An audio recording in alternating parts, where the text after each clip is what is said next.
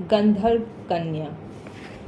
धुन के पक्के राजा विक्रमादित्य पुनः सिरस के वृक्ष के पास गए और वृक्ष से शव को उतारकर अपने कंधे पर लाद कर यथावत मौन होकर शमशान की तरफ जाने लगे। तब शव के अंदर से बेताल बोला, राजन, आप हर बार अपने प्रयत्न में विफल हो रहे हैं, किंतु निराशा को अपने पास फटकने भी नहीं दे रहे हैं। जिस कार्य की सिद्धि के लिए आप में जो आग्रह है, उसे देखते हुए मुझे लगता है कि आप अग्र श्रेणी के मनुष्यों में से हैं। अब तक किए अपने समझाने के प्रयासों से मैं यह समझता हूँ कि आप हट छोड़ने वाले नहीं हैं। अब मैं आपको एक कहानी सुनाने जा रहा हूँ। मुझे विश्वास है कि उसे सुनकर आप अपनी हट छोड़ देंगे। यह कहकर बेताल कहानी सुनाने लगा। प्राचीन काल में चंदनपुर नगर में रूपसेन नाम का एक राजा राज्य करता था। उसके मंत्री का नाम सत्यप्रकाश था। मंत्री की पत्नी का नाम लक्ष्मी था।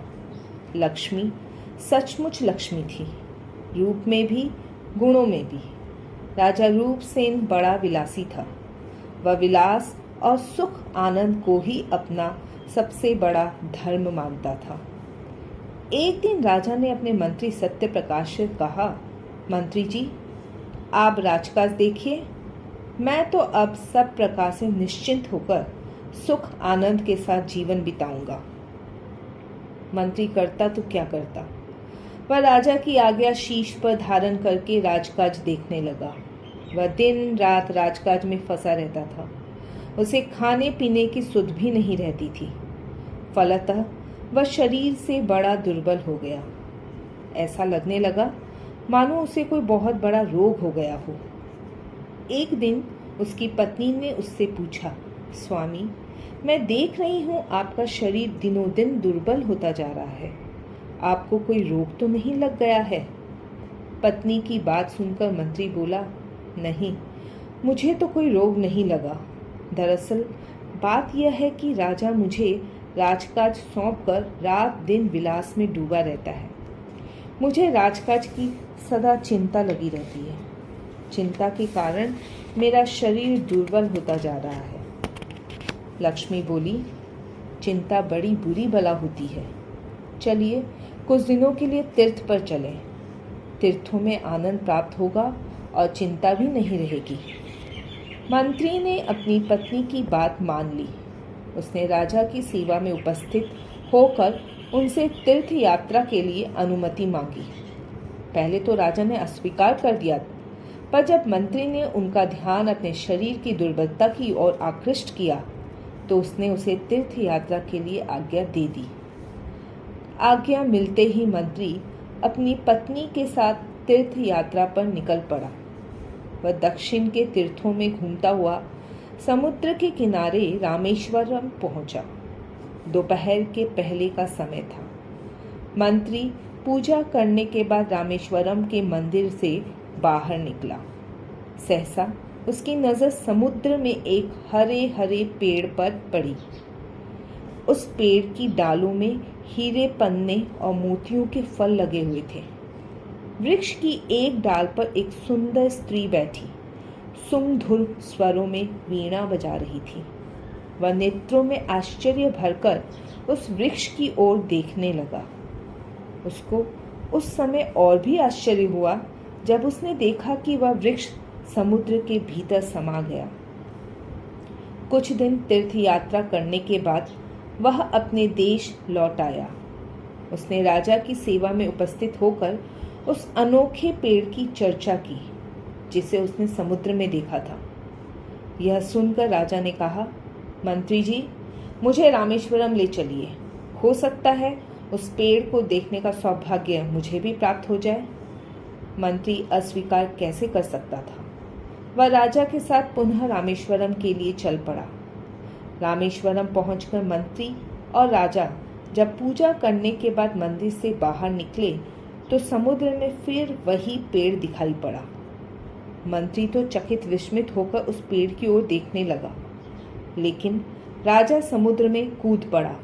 वह तैरता हुआ शीघ्र ही उस पेड़ के पास जा पहुंचा और पेड़ की डाल पकड़कर लटक गया। पेड़ जब समुद्र के भीतर समाया तो पेड़ की डाल के साथ ही राजा भी समुद्र में समा गया। समुद्र के भीतर एक बहुत बड़ा महल था। पेड़ महल के दरवाजे पर खड़ा हुआ था। पेड़ की डाल पर बैठी हुई स्त्री नीचे उतरी।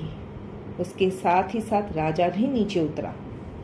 वह स्त्री जब महल के भीतर जाने लगी तो राजा भी उसके पीछे पीछे महल में चल पड़ा।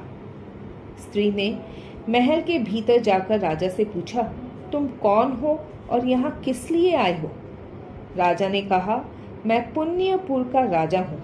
मैं तुम्हारे साथ विवाह करने के उद्देश्य से यहाँ आया हूँ। स्त्री बोली, राजन, आप एक वीर पुरुष हैं। मुझे अनेक मनुष्यों ने देखा है, लेकिन आपकी तरह यहाँ आने का साहस किसी ने नहीं किया। मैं आपके साथ विवाह कर सकती हूँ, लेकिन मेरी एक शर्त है। राजा ने पूछा, कौन सी शर्त है? स्त्री बोली, कृष्ण पक्ष की चतुर्दशी की रात में आप मुझे अकेली छोड़ देंगे। राजा ने उसकी शर्त स्वीकार कर ली और दोनों विवाह बंधन में बंध गए।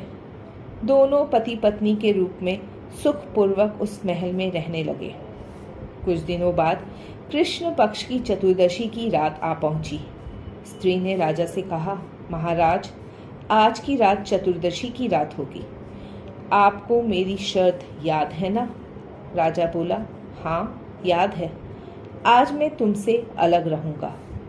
राजा ने उस रात स्त्री को अकेली छोड़ दिया, लेकिन वह हाथ में तलवार लेकर चुपचाप स्त्री के कमरे में छुपकर बैठ गया। आधी रात बीत जाने पर अचानक ही एक राक्षस उस कमरे में प्रविष्ट हुआ और उस स्त्री के पास जाकर उससे प्रेम की बातें करने लगा। यह देखकर राजा हाथ में तलवार पकड़कर खड़ा हो गया। उसने क्रोधित होकर राक्षस से कहा, खबरदार, यह मेरी विवाहिता पत्नी है। तू इससे इस प्रकार प्रेमालाप नहीं कर सकता। यह सुनकर राक्षस को भी गुस्सा आ गया। वह उस स्त्री को पूर्ण रूप से अपना मानता था। वह राजा पर झपट पड़ा, लेकिन वह राजा के पास पहुंचे उससे पहले ही राजा ने तलवार से उसका सिर धड़ से अलग कर दिया। राक्षस निर्जीव होकर भूमि पर गिर पड़ा। राक्षस के मरते ही स्त्री और राजा दोनों प्रसन्न हो उठे। तब राजा ने स्त्री से पूछा, यह राक्षस कौन था? यह तुम्हारे पास चतुर्दशी की रात को ही क्यों आता था? स्त्री बोली, मैं एक गंधर्व कन्या हूँ। मेरा नाम सुंदरी है। मैं दिन रात अपने रुग्ण पिता की सेवा में लगी रहती थी। एक दिन किसी कारणवश मेरी सेवा में त्रुटि हो गई। बस उन्होंने मुझे शाप दे दिया कि तुझे राक्षस चतुर्दशी की रात में अपनी प्रियतमा बनाएगा। जब मैं बहुत रोई गिड़गिड़ाई, तब उन्होंने कहा, एक वीर पुरुष आएगा, वह उस राक्षस से तुझे मुक्ति दिलाएगा। महाराज, पिता के शाप के कारण ही यह राक्षस प्रति कृष्ण पक्ष की रात मेरे पास आया करता था। पिता के वरदान के ही कारण आप मुझे प्राप्त हुए हैं। यह सुनकर राजा के हृदय में हर्ष का सागर उमड़ पड़ा। यह जानकर कि उसकी स्त्री गंधर्व पुत्री है, कुछ दिन तक वह उसी महल में रहा।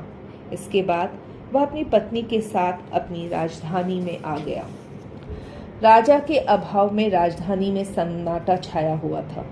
मंत्री, सेनापति, कर्मचारी, प्रजा आदि सभी बहुत दुखी थे।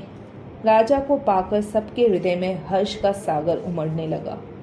सबने दान पुण्य किया, यज्ञ योग किया। फिर वह अपनी पत्नी के साथ सुखपूर्वक जीवन व्यतीत करने लगा। कई वर्ष बीत जाने पर एक दिन राजा की पत्नी ने कहा, महाराज, मुझे अपने पिता को देखे बहुत दिन हो गए हैं। यदि आप आज्ञा दे तो मैं गंधर्व लोक में जाकर अपने पिता को देख आऊं।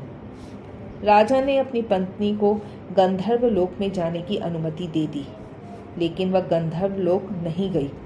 उसके विचार बदल गए। उसने कहा, महाराज, अब मैं कहीं नहीं जाऊंगी। अब मैं सदा आपके पास रहूंगी।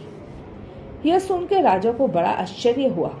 उसने आश्चर्य के साथ कहा, आश्चर्य है? अभी तो तुम मुझसे गंधर्व लोक में जाकर अपने पिता को देखने के लिए अनुमति मांग रही थी, पर जब मैंने जाने की अनुमति दे दी तो तुम कह रही हो कि अब नहीं जाऊंगी। यह सुनकर पत्नी बोली, हाँ महाराज, पहले मेरा विचार गंधर्व लोक जाने का था, पर अब नहीं। महाराज, मैं गंधर्व कन्या हूँ। मैं गंधर्व लोक जाऊंगी तो हो सकता है मेरा विचार पृथ्वी पर लौटने का न हो। गंधर्व लोक में मुझे सब कुछ मिल जाएगा, पर आप जैसा वीर पुरुष नहीं मिलेगा।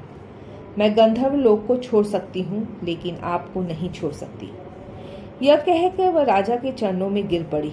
राजा ने उसे बड़े प्रेम से उठाया और अपने हृदय से लगा लिया। राजा इतना प्रसन्न हुआ मानो पत्नी के रूप में उसे स्वर्ग मिल गया हो। यह कहानी सुनाकर बेताल ने विक्रमादित्य से पूछा, राजन, बताइए, आप राजा और मंत्री दोनों में से किसे श्रेष्ठ कहेंगे? अगर आपने मेरे प्रश्न का उत्तर नहीं दिया तो आपके मस्तक के टुकड़े टुकड़े होकर बिखर जाएंगे। आखिर विक्रमादित्य को अपना मौन भंग करना ही पड़ा।